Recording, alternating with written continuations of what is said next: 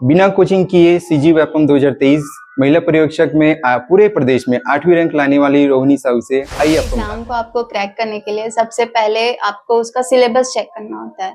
उसके बाद आप उसके प्रीवियस ईयर क्वेश्चन ये हरिवंश राय बच्चन जी की एक कविता है कि चींटी जब चढ़ती है दीवारों पे तो 100 बार फिसलती है, लेकिन फिर भी वो अपना कारवां जारी रखती है। तो नमस्कार, जय जोहर। मैं हूं खोमचंद साहू और आप देख रहे हैं छत्तीसगढ़ दर्पण।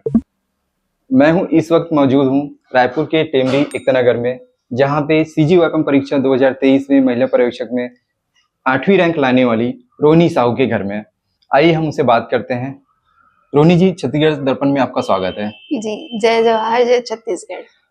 आप 8वीं रैंक लेके आई हुई हैं पूरे छत्तीसगढ़ में, कैसा लग रहा है आपको? जी, बहुत खुशी का माहौल है क्योंकि अपने सालों की मेहनत आज रंग लेके आई है और 8वीं रैंक लाने में हमारे परिवार में भी एक खुशी का माहौल है। अच्छा, इस परीक्षा के लिए आपने जो पढ़ाई की है, कितने घंटे आपने परीक्षा के लिए तैयारी की है? क्या क्या आपको दिक्कतें भी आई होंगी परीक्षा की तैयारी करने के लिए, ये बताइए। जी, मैं एक दिन में लगभग मेरा 10 घंटे पढ़ाई का शेड्यूल रहता है। जी। और मैंने सीजीपीएससी की भी तैयारी की थी, तो लगभग साल भर से मेरी तैयारी चल रही थी, तो मेरा बेसिक वहीं सीजीपीएससी से स्ट्रांग था। अच्छा। हाँ जी। आपने इस परीक्षा की तैयारी के लिए आपने कहीं से कोचिंग किया था या खुद सेल्फ स्टडी किए थे? जी, इस परीक्षा के लिए मैंने कहीं से कोचिंग नहीं लिया था, ये मेरी सेल्फ स्टडी थी, मैंने घर पे ही पढ़ाई की थी। अच्छा जी। और आपने जो पढ़ाई जो की थी, तो पढ़ाई करने के लिए आपको समय कैसे निकालते थे? मतलब सुबह पढ़ते थे या शाम को पढ़ते थे? कैसे? जी, मेरी पढ़ाई सुबह से ही शुरू हो जाती थी। सुबह 6 बजे से मैं सुबह 10 बजे तक मेरी पढ़ाई रहती थी, फिर अपना खाना-पीना खा के फिर से मैं अपना पढ़ाई में ही लग जाती थी। तो रात के 9 बजे तक मेरी पढ़ाई कंटिन्यू चलती थी। आप ये जो एग्जाम दिए थे वेपम परीक्षा का, और वेपम परीक्षा के जो आपने दिया है, इससे पहले भी आपने कोई तैयारी करे थे किसी भी एग्जाम का? उसके बारे में बताइए। इससे पहले मैं छत्तीसगढ़ राज्य लोक सेवा आयोग है सीजीपीएससी, उसकी तैयारी मैंने 1 साल पहले ही शुरू की थी। तो वो एग्जाम मैंने अपना प्रीलिम्स निकाला, उसके बाद अपना मेंस भी मैंने दिया था, तो मेंस में कुछ कारण से नहीं हो पाया। तो मेरी फ्रेंड आके बताई कि आप व्यापम का महिला पर्यवेक्षक का एग्जाम है अभी 1 महीने बाद, तो फिर आप उसकी तैयारी करो। तो फिर मैंने उसकी भी तैयारी शुरू की, तो 1 महीने में मैंने ये छत्तीसगढ़ व्यापम का एग्जाम दिया था। चूंकि जब एग्जाम की तैयारी करते हैं, तो घर में फैमिली सपोर्ट बहुत जरूरी होता है। तो कैसा था आपके यहाँ फैमिली सपोर्ट? फैमिली सपोर्ट तो शुरू से ही है, जब 10th और 12th तब से ही मम्मी पापा का पूरा सपोर्ट रहा है। और घर में भी हमारा पढ़ाई का ही माहौल रहता है, ज्यादा हल्ला गुल्ला नहीं रहता, अपना पढ़ाई करते रहो। और मम्मी का स्पेशल सपोर्ट ये रहता है कि आप अपना पढ़ाई करो, घर का काम मम्मी भी देखती है और मैं भी देखती हूँ। और पापा का भी सपोर्ट यही रहता है कि बेटा आप जितना पढ़ना चाहते हो आगे वो आप पूरा पढ़ो और बाकी सब मैं देखता हूँ। अच्छा जी। हमारे पीछे काफी सारे मेडल्स हैं, ये मेडल्स के बारे में बताइए आप। जी, ये क्लास 12th में मैंने पूरे छत्तीसगढ़ में 5वीं रैंक हासिल की थी।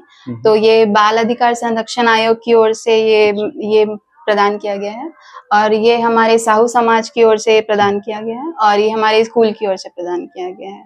अच्छा जी, तो 12th में मेरा 5th रैंक लगा था, और ओवरऑल ये जो 5th रैंक है, ये पूरे छत्तीसगढ़ में 5th रैंक था? जी, पूरे छत्तीसगढ़ में 5th रैंक है, और लड़कियों में मेरा पहला रैंक था। अच्छा, ये जी, और ग्रेजुएशन में भी मैंने बीएससी मैथ से ग्रेजुएशन किया है, तो उसमें भी पूरे रविशंकर यूनिवर्सिटी में मेरा बीएससी मैथ्स में अपने कैटेगरी में 4th रैंक था। अच्छा, ये बहुत अच्छी बात है जो आप इतनी लाए। अच्छा, ये फैमिली मेंबर के बारे में बताइए, कौन-कौन है घर में आपके? जी, फैमिली में सबसे बड़ी मेरी दादी जी हैं, और उसके बाद मम्मी पापा है, और मैं सबसे बड़ी बहन हूँ, और उसके बाद मेरे 2 छोटे भाई हैं, वो अभी उनका 12th कंप्लीट हो चुका है। अच्छा। ये बताइए हमें कि चूंकि घर में आप बड़ी हैं, तो माँ के साथ में, चूंकि अब बेटी भी है, तो घर में बेटियों का भी रोल अहम होता है, तो घर के कार्य भी आपको करने होते होंगे। तो घर के कार्य और जो आपकी पढ़ाई है, उसको कैसे बैलेंस करते थे? जी, अपना ये बैलेंस करने के लिए अपना सुबह उठ के मैं अपना पढ़ाई पहले फिनिश कर लेती थी, उसके बाद फिर अपना खाना बनाने का भी काम रहता है, तो वो 1 घंटे 2 घंटे अपना खाना बनाने के लिए दे देती थी, उसके बाद फिर अपना पढ़ाई जारी रखती थी। अच्छा। जी। रोहिणी साहू की माता जी भी हमारे साथ में हैं, आइए हमसे बात करते हैं। माता जी, छत्तीसगढ़ दर्पण में आपका स्वागत है। जय आपकी बिटिया जो है प्रदेश भर में, पूरे प्रदेश में 8वीं रैंक लाई हुई है, कैसा महसूस हो रहा है आपको, कैसा लग बहुत रहा है? ही अच्छा महसूस हो रहा है, बहुत ही खुशी भी मिलती है। अच्छा।